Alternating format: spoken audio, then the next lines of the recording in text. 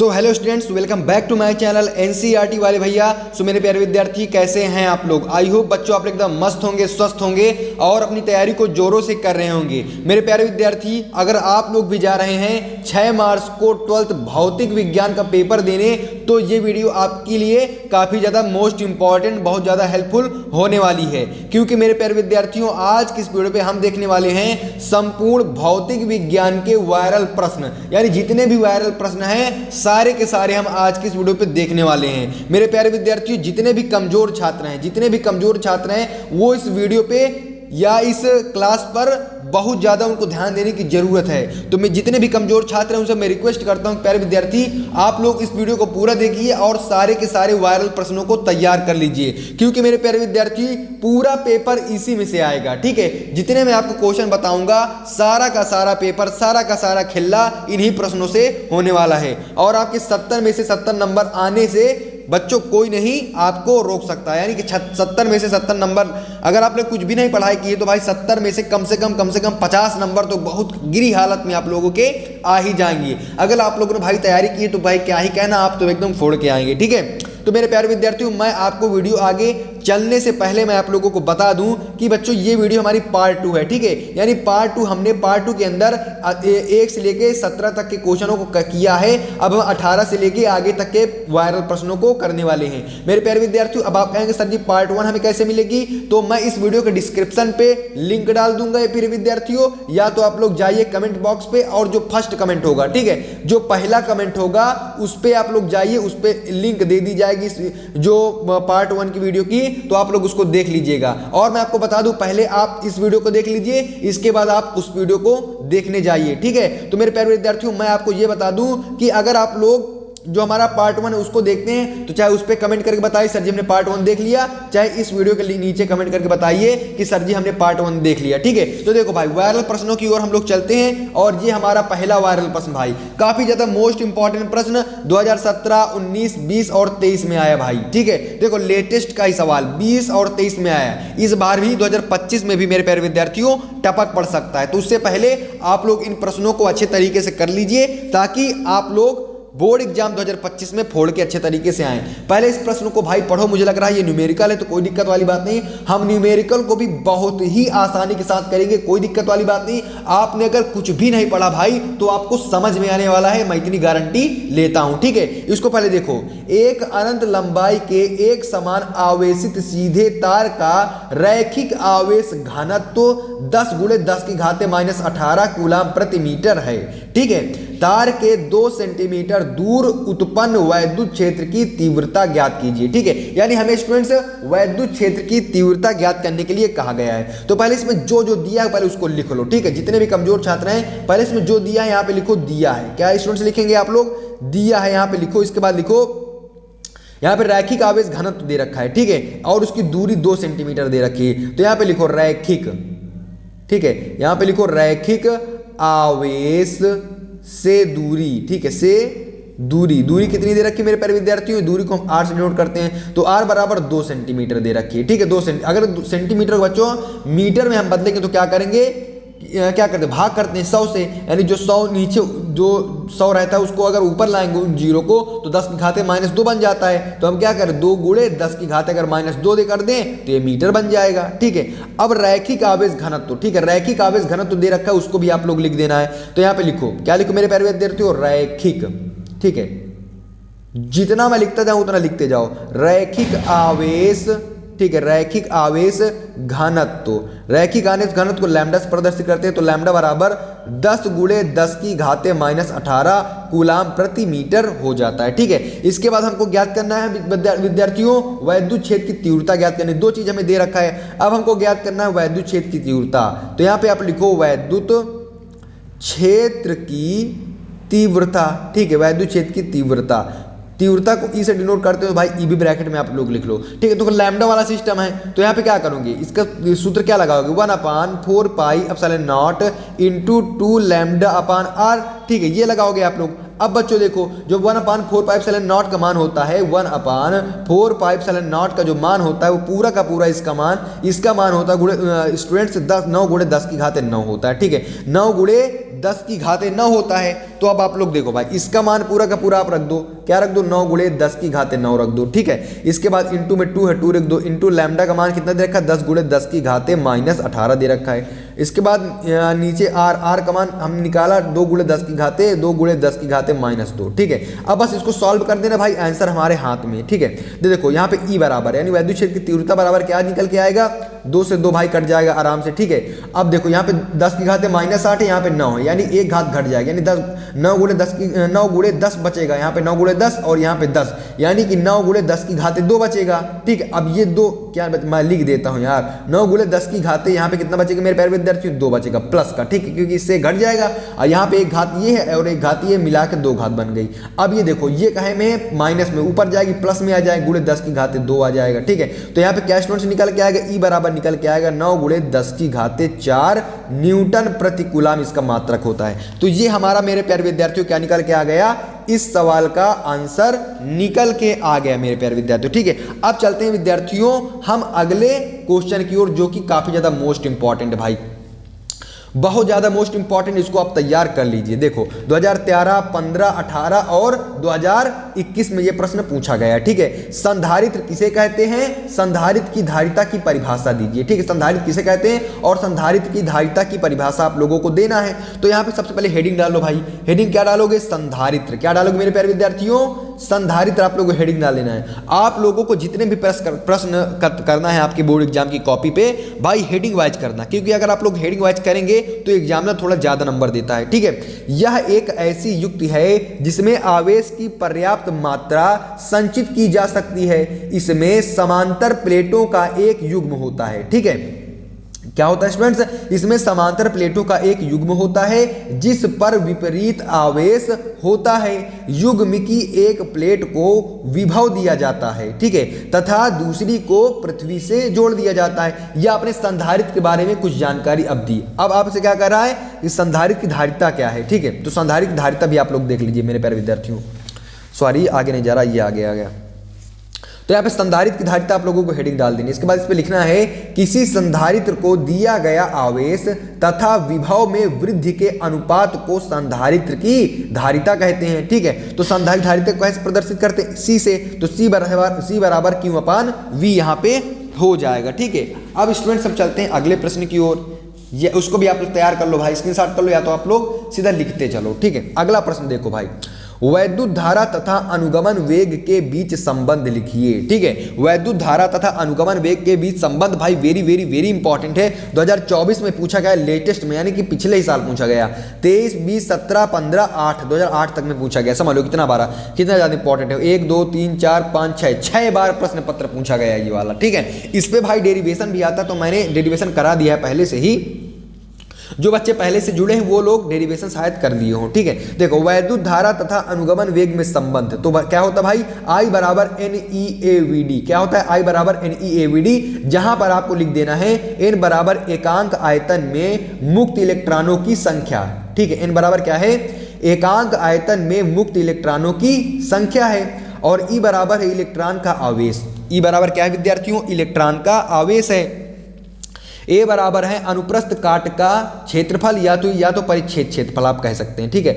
VD क्या है, अनुगमन वेग है, वीडी बराबर अनुगमन वेग, आई बराबर है वैद्युत धारा। बस इतना आप लोगों को लिख देना है और ये प्रश्न भी आपका एकदम पक्का याद हो गया, ठीक है। अगला प्रश्न मेरे प्यारे विद्यार्थी देखते हैं, किसी चालक के सिरों के बीच विभवांतर तथा मुक्त इलेक्ट्रॉनों के अनुगमन वेग में संबंध लिखिए। 2013, 16, 17 और 19 में ये प्रश्न पूछा गया है, ठीक है।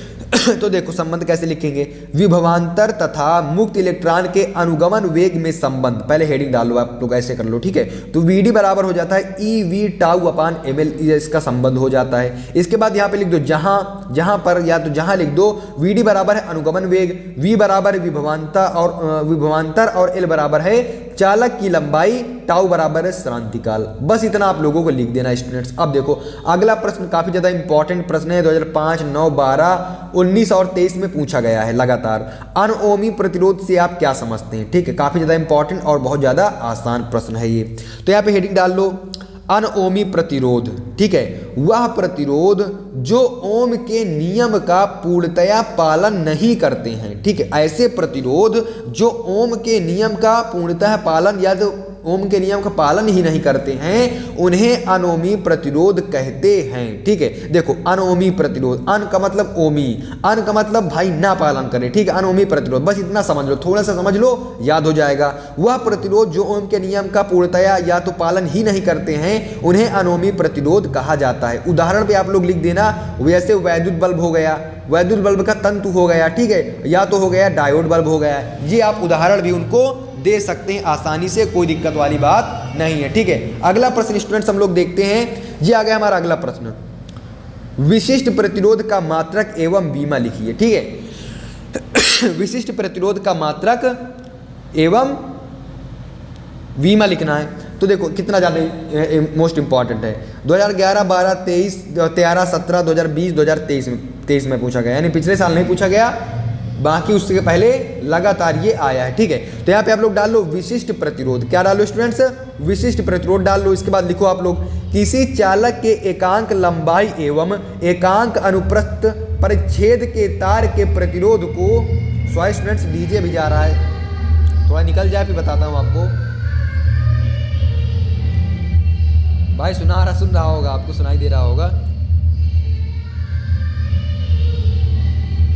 देखो भाई, विशिष्ट प्रतिरोध का मात्रक एवं बीमा लिखिए। तो विशिष्ट प्रतिरोध किसी चालक के एकांक लंबाई एवं एकांक अनुप्रस्थ परिच्छेद के तार के प्रतिरोध को चालक पदार्थ का विशिष्ट प्रतिरोध कहते हैं, ठीक है। इसे रो से प्रदर्शित करते हैं, तो रो बराबर क्या होता है भाई, r into a upon l हो जाता है, रो बराबर r into a upon l हो जाता है। इसके मात्रक की बात करें भाई, तो इसका मात्रक ओम मीटर होता है, क्या होता है, इसका मात्रक ओम मीटर होता है, तथा इसकी जो बीमा, ठीक है, इसकी जो बीमा होती है एम एल घाते 3 टी घाते -3 ए घाते 2 होती है विद्यार्थियों, ठीक है। अगला देखते हैं भाई हम, ठीक है, अगला प्रश्न हम लोग देखते हैं, विशिष्ट चालकता के लिए सूत्र एवं मात्रक लिखिए, ठीक है। क्या आता है अगला प्रश्न हमारा, क्या है भाई, विशिष्ट चालकता के लिए सूत्र एवं मात्रक लिखिए, ठीक है। तो देखो 2012, 18, 20, 24 यानी पिछले ही साल ये पूछा गया। विशिष्ट चालकता भाई बहुत ज़्यादा इंपॉर्टेंट टॉपिक है, बहुत ज़्यादा इंपॉर्टेंट प्रश्न है विशिष्ट चालकता।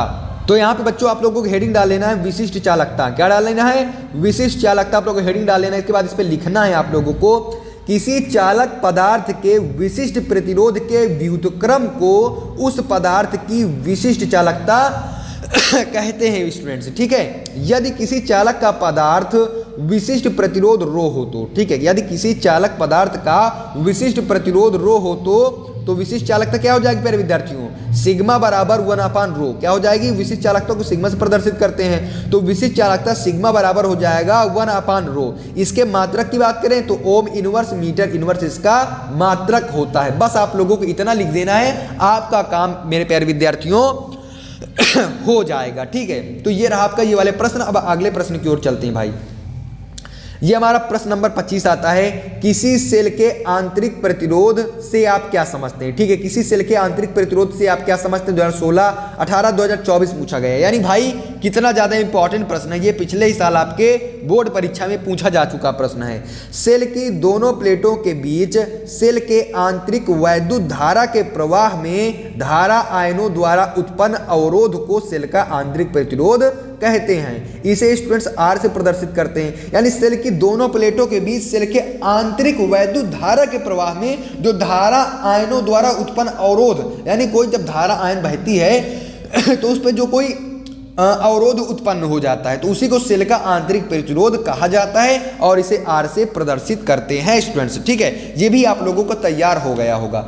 अब बच्चों देखो अगला प्रश्न क्या है, अगला प्रश्न देख लेते हैं, किसी चालक के भीतर वैद्युत क्षेत्र E तथा धारा घनत्व J में क्या संबंध है, ठीक है। किसी चालक के भीतर वैद्युत क्षेत्र E तथा धारा घनत्व में क्या संबंध है भाई। 2000 देखो बहुत ज़्यादा इंपॉर्टेंट, 2006, 8, 14, 18 में ये प्रश्न पूछा जा चुका है, ठीक है। तो देखो भाई इसको अच्छे तरीके से इसका संबंध हम लोग करते हैं, ठीक है। तो देखो किसी चालक के भीतर वैद्युत क्षेत्र E तथा धारा घनत्व यानी E और J में हमको संबंध स्थापित करना है, ठीक है। तो यहाँ पे लिखो आप लोग, किसी, जितना मैं लिखते जाऊं बस आप लोग को उतना ही लिखना है, किसी चालक, इससे ज़्यादा लिखने की जरूरत कुछ भी नहीं है।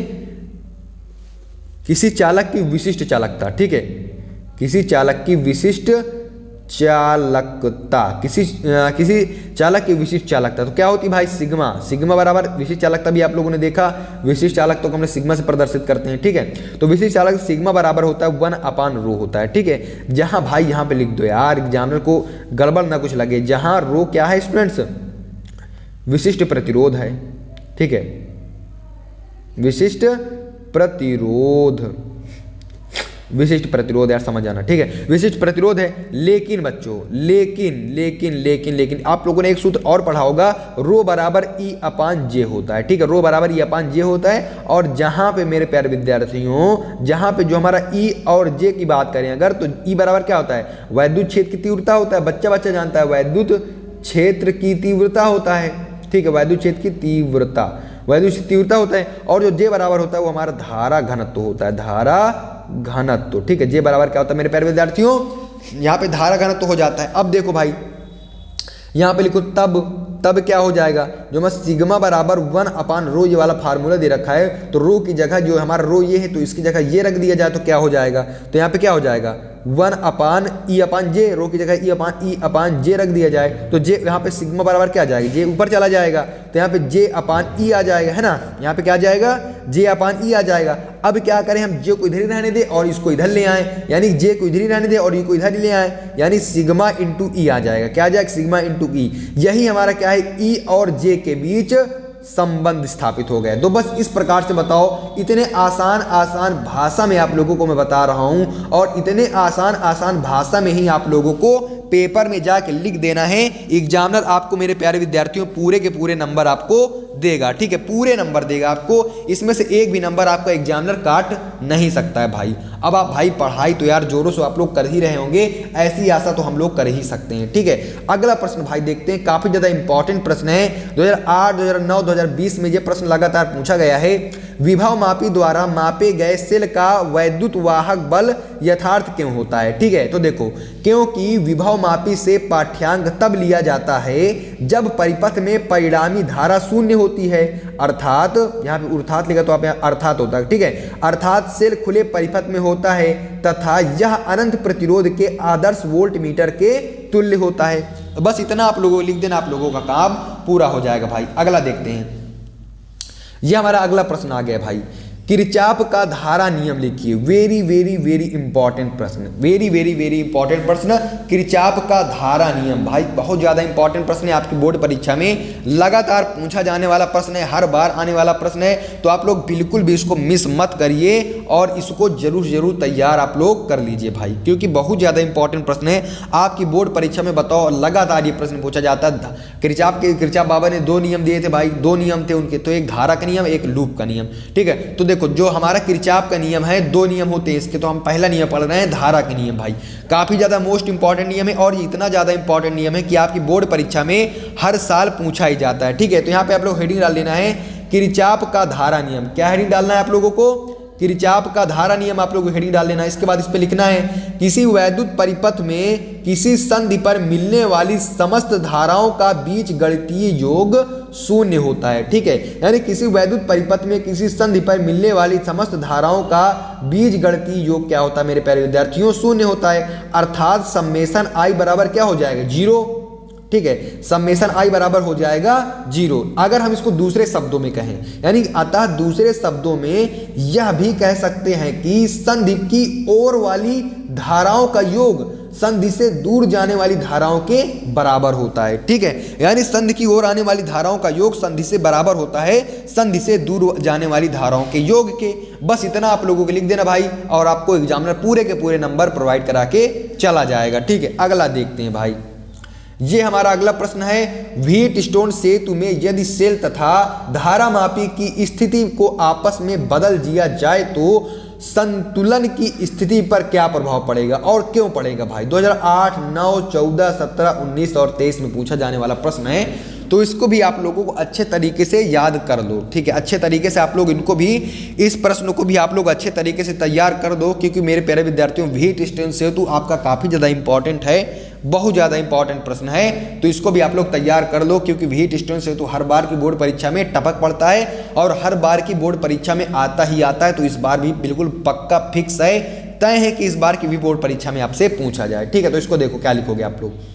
संतुलन की स्थिति पर कोई प्रभाव नहीं पड़ेगा। ठीक है, संतुलन की स्थिति पर कोई प्रभाव नहीं पड़ेगा। इसका कारण यह है कि सेल तथा धारामापी व्हीट स्टोन सेतु के विकर्णों के सिरों पर जुड़े होते हैं। ठीक है, यानी संतुलन की स्थिति पर कोई प्रभाव नहीं पड़ेगा। इसका कारण बस यही है मेरे प्यारे विद्यार्थियों कि सेल तथा धारामापी व्हीट स्टोन सेतु के विकर्णों के सिरों पर जुड़े होते हैं।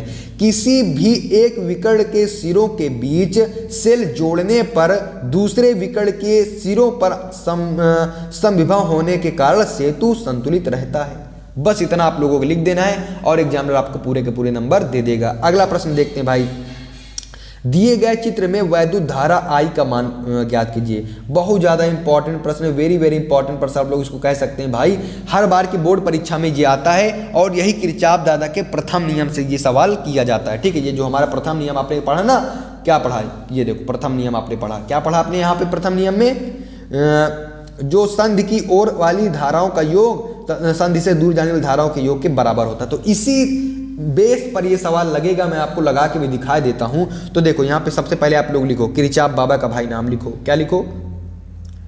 किरचॉफ। ठीक है, किरचॉफ के धारा नियम से। ठीक है, धारा नियम से, किरचॉफ के धारा नियम से। तो किरचॉफ का धारा नियम क्या होता है? संधि की ओर आने वाली धाराओं का योग बराबर होता है संधि से दूर जाने वाली धाराओं के योग के। तो यहाँ पे लिख दो, क्या लिखोगे? संधि, ऐसे ही आपको लिखना है पेपर में। संधि की ओर आने वाली धाराओं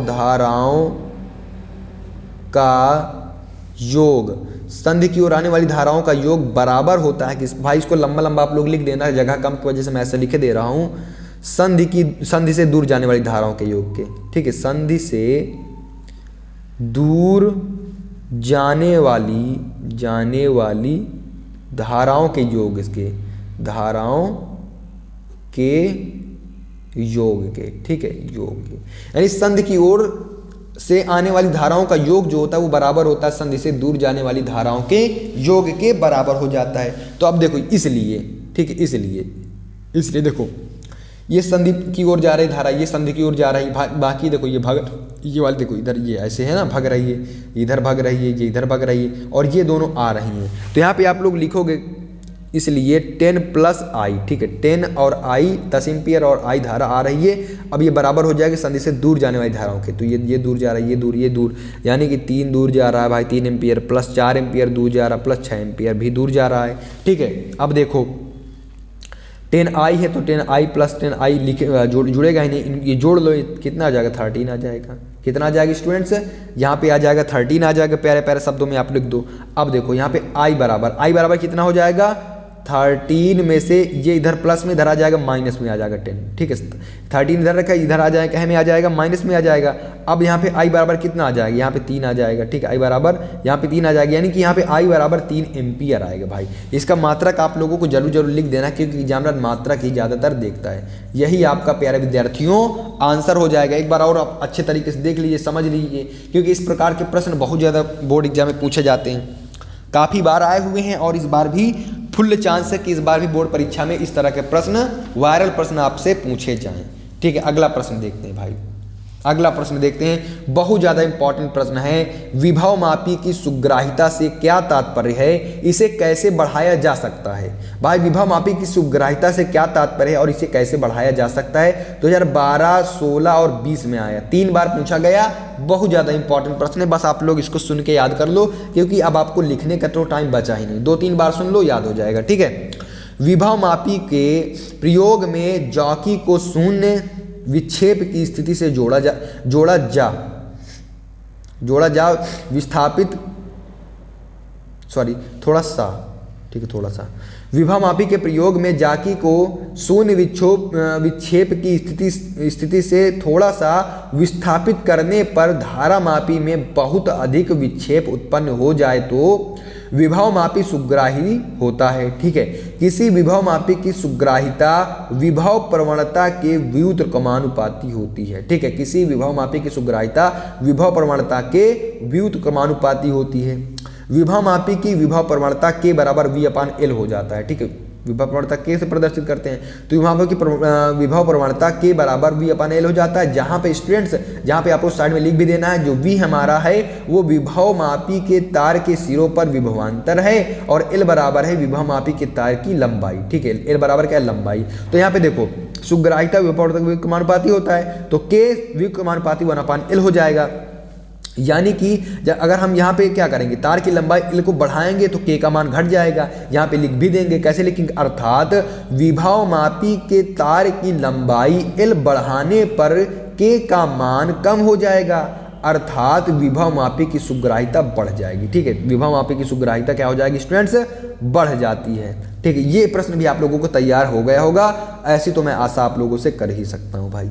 अगला प्रश्न हम लोग देखते हैं। ठीक है, अगला प्रश्न क्या है हमारा, कह रहा है किसी धारावाही चालक के कारण उत्पन्न चुंबकीय क्षेत्र के संबंध में बायो-सेवर्ट के नियम का उल्लेख कीजिए। भाई बायो-सेवर्ट का नियम very very very important topic, very very important प्रश्न। ठीक है, तो देखो बायो-सेवर्ट के नियम अनुसार, ठीक है, बायो-सेवर्ट के नियम अनुसार धारावाही चालक के कारण उत्पन्न चुंबकीय क्षेत्र क्या हो जाता है, B बराबर हो जाता है μ0/4 पाई I delta L sine theta बटा R घाते 2 हो जाता है। ठीक है, अब देखो जहां पर स्टूडेंट्स μ0/4 पाई क्या है, अनुक्रमानुपाती नियतांक। भाई अनुक्रमानुपाती का जब लगता है ऐसे तो यहाँ इसी हटता है तो भाई कोई नियतांक आ जाता है, तो वही नियतांक ये μ0/4 पाई। अगर बात करें हम लोग किसकी स्टूडेंट्स, अगर हम लोग बात करें ये म्यूनाइट की तो निर्वात की चुंबकशीलता है। ठीक है, चुंबकीयशीलता, चुंबकशीलता। यहाँ पे एप्सिलॉन नॉट क्या है, विद्युतशीलता, तो ये क्या है, चुंबकीयशीलता। बस इतना आप लोगों को याद रखना है। ठीक है, तो देखो भाई जो 32 प्रश्न हम लोगों ने कर लिए हैं आज की से PART। ठीक है, पार्ट कितने में, 2 में। अब बच्चों पार्ट 3 में PART पार्ट 3 में हम लोग इसके आगे के प्रश्न करेंगे। तब तक के लिए आप चैनल को सब्सक्राइब कर लीजिए और भाई इस वीडियो को लाइक कर लीजिए, और भाई चैनल तो आप लोगों को सब्सक्राइब कर ही लिया होगा, और एक प्यारा सा कमेंट कर दीजिए। ठीक है, इसके आगे प्रश्न आप लोगों को जरूर मिलेंगे। बस आप लोग चैनल पे बने रहिए लगातार, आपको नोटिफिकेशन जरूर मिल जाएगा। बस इस चैनल को आप लोग सब्सक्राइब कर लीजिए। भाई आपका एग्जाम बहुत ज़्यादा करीब है, बस आप लोग पढ़ाई करते रहिए, बस यही हम चाहते हैं। मिलते किसी और एक मोस्ट इंपॉर्टेंट वीडियो के साथ, तब तक के लिए मेरे प्यारे विद्यार्थियों बाय बाय।